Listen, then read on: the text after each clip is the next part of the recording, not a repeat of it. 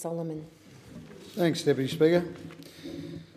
I want to start how the former Veterans Minister and the member for Gippsland finished, and that is by thanking the hard-working staff at the Department of Veterans Affairs and by thanking all of those members of our ex-service organisations that give so much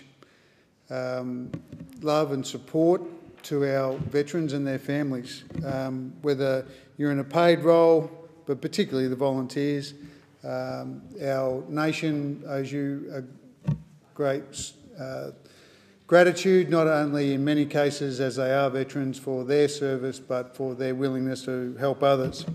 And I'm pleased to have this opportunity to rise and to speak about veterans and their families. And one of the principal reasons that I'm in this place, as I'm sure other members who have served are, is to improve the lot of our veterans and their families, looking after our veterans and their families. So I listened with great interest to the Minister's statement. I don't think it has helped that he's the 6th Minister for Veterans Affairs over 8 long years in this government. Personally, I would have preferred that the member for Gippsland continued in that role and we were able to make some more gains. It's not a slight to the current minister, it's just there's something to be said for continuity, although I think he can improve a number of things, and that's why I'm here and happy to help. We need that consistency, I think, and there are many examples of where those opposite, the government, can do better. The Minister told us he's determined to address the high rates of suicide amongst the ADF and the veteran community, and of course that is something that we all want to ensure happens. And we know that there's suicide prevention trials underway. In May this year, the government announced that the National Suicide Prevention Trial, 12 national sites, would be funded for another year of operation and transition. $1 million for each site over financial year 21-22. But those opposite, of course, good at announcing things, but not a dollar, Madam Deputy Speaker, not a dollar has been received. It's been announced and not received, so it would be good if that was done as soon as possible. And of course, it is a truism to say, we can't rewrite history, it's a truism to say that those opposite the current federal government fought against the establishment of a Royal Commission into defence and suicide for a long time. And it took the veterans community and it took federal Labor working with those of like mind that knew how desperate the situation was, and it was well past time for the fullest and broadest and highest level of inquiry in order to stop this scourge. So it is a shame that it took so long. I know there has been a lot of trepidation among the veterans community about it. But one thing I'm hearing overwhelmingly now is I now understand, from those who are sceptical I should say, I now understand because veterans and their families and their advocates have got a chance to tell their story. And that's very, very important. And through the telling of those stories, the themes about where our patriot Australian men and women have fallen through the gaps will become evident, and we'll be able to fix the system in a systemic way, which obviously is what we're after. I am concerned that there is a lack of trust in the government, given that they fought so hard against this Royal Commission. But if they do not cover it up, and if they have an opportunity in government, hopefully, obviously, I hope that federal Labor forms the next federal government and implements the recommendations. But if it is those opposite, then they need to respect the recommendations and crack on.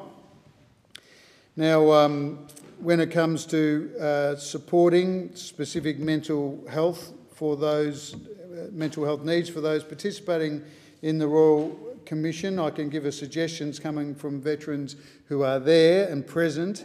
is that it's bringing up difficult issues, as we always knew it would, and there are mental health supports there during the day, but a phone number for after hours probably doesn't cut it. And if there were mental health professionals that were available where the hearings are taking place that can be accessed for a face-to-face consultation, then that is the feedback from the veterans there, that would be good. Now, speaking of those that are attending the Royal Commission hearings in Brisbane at the moment, I want to give some feedback direct to the House from evidence from some of those that are there. And I'll read an excerpt from former Major Michael Stone, who I served with in Timor-Leste and who is doing great things for veterans with his not-for-profit now. Based out of Queensland, but before COVID, taking veterans into Timor and now doing it on a lovely beach down in Queensland. So thank you for your service, Mick, and for your great words to the Royal Commission, and in a totally apolitical and non-bipartisan way. I want the House to learn from them. And he said, and I quote, "Who will a veteran trust to encourage them, motivate them, understand them, love them and call them out?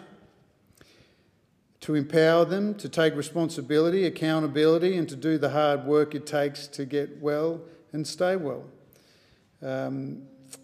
We, as in his organisation, have evidence and methodology that it's veterans, especially veterans with lived experience and their partners with lived experience, who can do this difficult work. Military operations have multiple dimensions of exposure to violence, human suffering and government policy. It should be no surprise that the moral burden of overseas missions and wars executed on behalf of the Australian people and ordered by the Australian government are left with the Australian veteran to process and their families to absorb the impacts. It is hard to acknowledge, to talk about. He later goes on to say, and I quote, "The veteran is the embodiment of the best of us as a nation. Those that join the Defence Forces are vetted prior to joining for their mental acuity, psychological stability, health, motivation and physical fitness. On joining, they are above average in every statistic. On departure, they are above average in the worst of statistics. Like all people, we veterans have our problems, but we can be empowered to be part of the solution. We can significantly contribute to prevention, early intervention and postvention. A paradigm shift for everyone involved, from a focus on sickness to a focus on promoting wellness, will significantly reduce suicide in defence and the veteran community." End quote. So I just wanted to share that with honourable members and with the House, because that is just one example on one day of one hearing where you're hearing straight from veterans that they want to actively be part of the solutions, and they have been doing the hard work to make sure that they've also evaluated the effectiveness of what they're doing to help their fellow brothers and sisters. So I just want to associate myself as a veteran with what Mick said there. There are many examples I could give the House of veterans, fine Australians, who have become injured either on operations or during training, and I will give the House some more examples soon in another speech. But suffice to say that the finest of Australians are serving our country proudly. The least that we can do is to make sure that they've got every support. So the great hope of all honourable members, I'm sure, is that whilst this Royal Commission goes on, we support people as best we can, and that when we get those recommendations, we do the best that we can to implement them in the interests of our fellow Australians.